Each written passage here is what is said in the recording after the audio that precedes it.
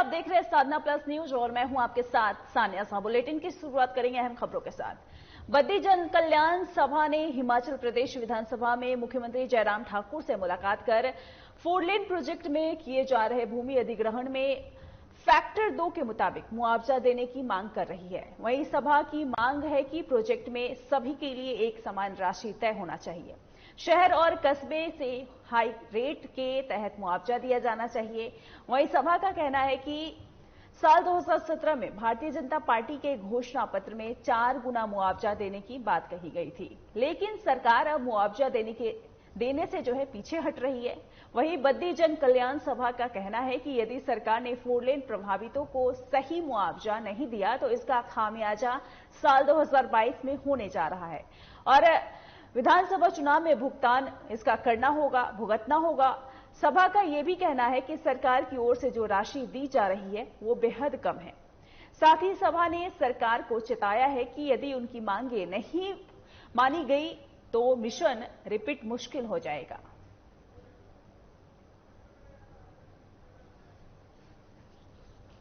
बने 4 लेन हमारा बन रहा है उसके विषय में मिले। जनता की पब्लिक जो परेशान हो रही है, जिनको रेटों में अलग अलग रेट कर रखे हैं, उसके विषय में हमने जाके बात की। कुछ लोगों को पैसे डल गए हैं, कुछ को अभी तक डले ही नहीं। जिनके 8-8 महीने हो गए कागज जमा हुए, उनको भी पैसे नहीं मिले। तो ऐसे भी लोग हैं। तो सीएम साहब ने आपको क्या आश्वासन दिया है? क्या आप उनकी बात पर विश्वास करेंगे? फिलहाल तो कर ही रहे हैं, फिलहाल तो करना ही पड़ेगा। हम जनता की सेवा के लिए मिले हैं। जो हमारा वहाँ पर 4 लेन और रेलवे लाइन का चल रहा है अधिग्रहण, उसके बारे में मिले हैं कि फैक्टर 2 मिलना चाहिए। सब एक समान है, जमीन एक जैसी है, केंद्र सरकार के प्रोजेक्ट हैं, उसमें सबको एक समान राशि मिलनी चाहिए। हम यही मांग करते हैं और हमने माननीय मुख्यमंत्री जी को ज्ञापन भी सौंपा है। उसकी प्रतिलिपि हम पत्रकारों को भी दे रहे हैं। एनएच में जो रेट वगैरह जो गवर्नमेंट ने जो तय किया, जो प्रशासन ने तय किया, उसी के अगेंस्ट हम आज सीएम साहब से मिलने का टाइम मांगा था। तो माननीय विधायक जी के माध्यम से हम आज उनको मिले हैं। तो भूमि का जो अधिग्रहण का जो रेट है वो हमारी जो मांग थी वो एक समान किया जाए। ये नहीं है कि किसी को लाख रुपया, किसी को 2 लाख, किसी को 10 लाख। तो हमारी मैक्सिमम जो जिम्मेदार है उनकी भी मैक्सिमम कोशिश यही है कि सभी को एक समान रेट दिया जाए। तो सीएम साहब ने आपको क्या आश्वासन दिया? सीएम साहब ने आश्वासन दिया कि हम जल्दी इसके ऊपर अपना जो प्रशासनिक अधिकारी है उनसे बात करके जल्दी कोई ना कोई डिसीजन हम ले सकते हैं। और यहां रुकेंगे एक छोटे से ब्रेक के लिए, जल्द हाजिर होंगे।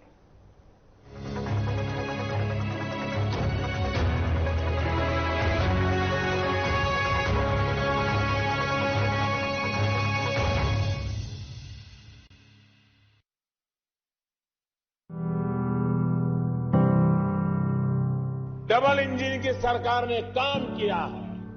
पहले खाना बनाने के लिए लकड़ी के इंतजाम में हमारी बहनों का बहुत समय बीत जाता था। आज घर घर गैस सिलेंडर पहुंचा है।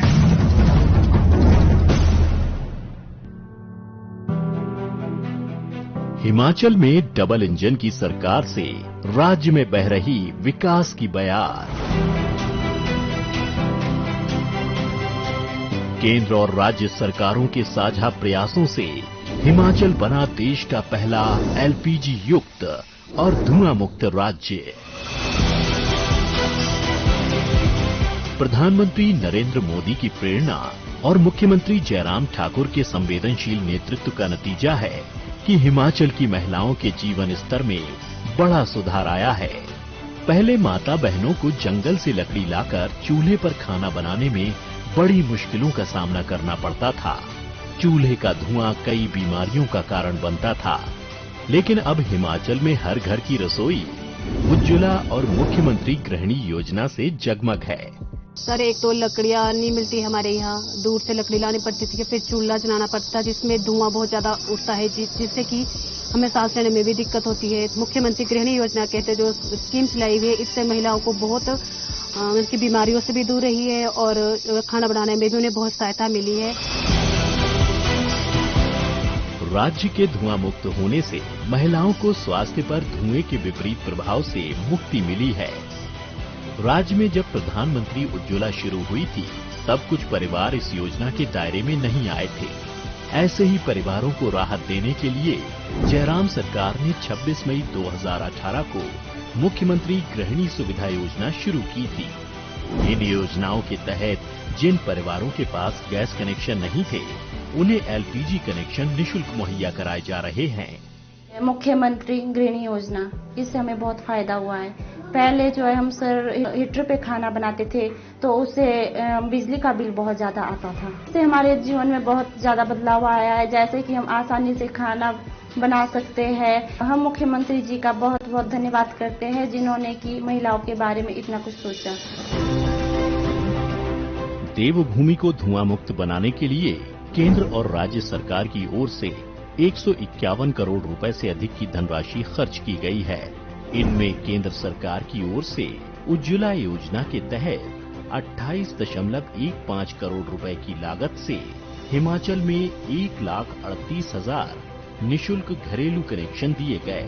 वहीं राज्य सरकार ने करीब 129 करोड़ रुपए खर्च करके 3,32,000 परिवारों को निःशुल्क गैस कनेक्शन मुहैया कराए हैं। सरकार ने वर्ष 2021-22 में ही 17,919 से अधिक घरेलू गैस कनेक्शन दिए हैं। इन दोनों योजनाओं के तहत राज्य में 4,70,000 परिवारों को निःशुल्क रसोई गैस कनेक्शन जारी किए गए हैं। राज्य की ज्यादा से ज्यादा माताएं और बहनें इस सुविधा का लाभ उठाएं, इसके लिए ये दोनों योजनाएं 2022-23 में भी जारी रहेंगी। माताओं बहनों के चेहरों पर है मुस्कुराहट। गृहिणी सुविधा योजना खुशी लेकर आई है। हिमाचल बना देश का पहला धुआं मुक्त प्रदेश। जन सहयोग से हमने यह मंजिल पाई है।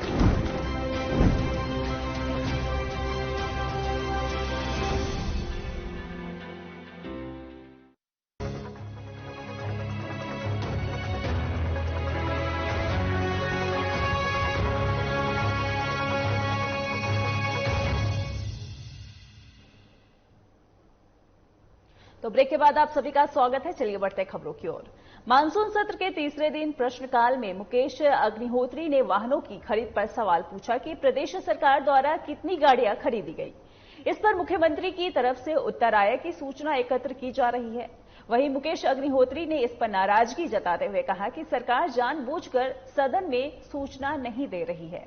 आरटीआई से सूचना पहले मिल जाती है, लेकिन ये सरकार सूचना नहीं दे रही है और सूचना छिपाने का काम कर रही है। उन्होंने आगे कहा कि नियमों को ताक पर रखकर अफसरों द्वारा किसी भी रंग की गाड़ियां खरीदी जा रही है, जबकि गाड़ी खरीदने के लिए नियम पहले से ही तय है।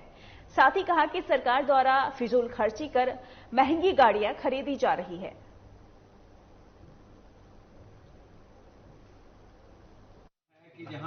जहां अगर आप अरबों रुपए की गाड़ियां खरीद लेंगे और आप जो है कोई कायदे कानून का पालन, सूचना कब छुपाई जाती है? जब आप कायदे कानून का पालन नहीं करते हैं, जब आप लगातार अंधाधुंध तरीके से खर्चे कर रहे हैं। हम कह रहे हैं कि फजूल खर्ची हो रही है, हमारे उसको बेस मिल रहा है कि जब हम कहते हैं कि आप फजूल खर्ची कर रहे हैं, आप रैलियां कर रहे हैं, आप कार्यक्रम जो कर रहे हैं वो सरकारी खर्चे पे कर रहे हैं।